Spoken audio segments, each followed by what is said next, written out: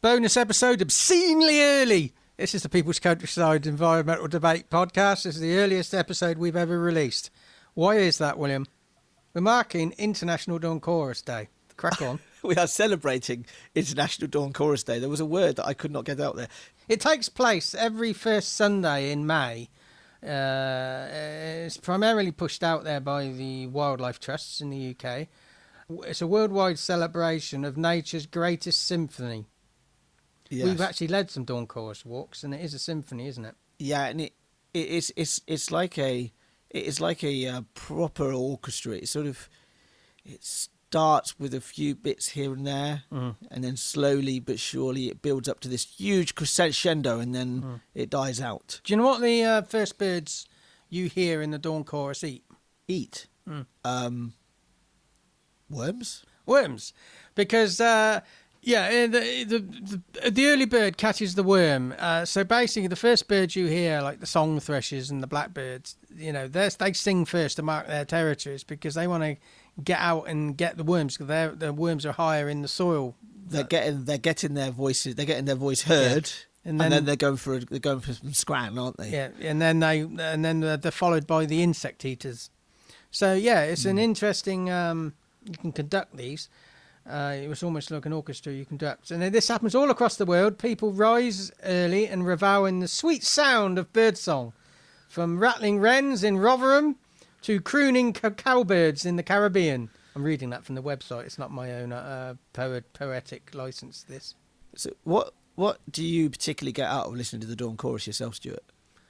It reminds me that I need to be going to sleep because I generally don't get to sleep until it happens because I suffer with insomnia. So it says, well, time to go to bed.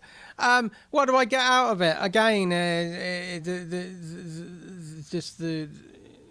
gives me some perspective on the meaningless of my own life.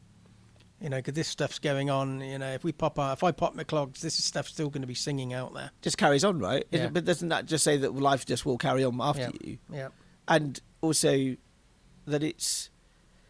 one action I would give you right now is to go out and listen to the Dawn Chorus. I mean, on the 5th of May, today, the sunrise here in Oxford especially is just before 5:30 in the morning. So that is quite early. Yeah. But set your alarm set your alarm before that and get out there before the sun rises, because that's when the Dawn Chorus really kicks in, doesn't it? Even if you don't mark it today, just make it a habit, just to appreciate it maybe once a month.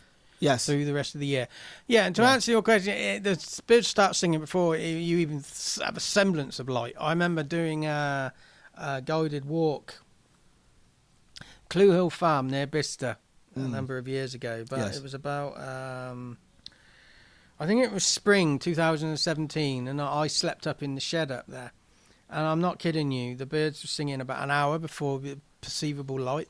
Yes, but it didn't really quite get dark either. Yeah, kind of like you almost get a very dark version of twilight in the summertime, summer months, don't you? Yeah, so I would just encourage you, just to, even if you've missed today's International Dawn Chorus Day, the Dawn Chorus happens every day.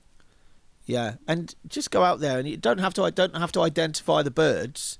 You don't have to know what they are to actually enjoy it. But see how many different bird calls you can actually identify. Just by different voices and different pitches and different sounds, you might be amazed at just how many birds are living on your doorstep.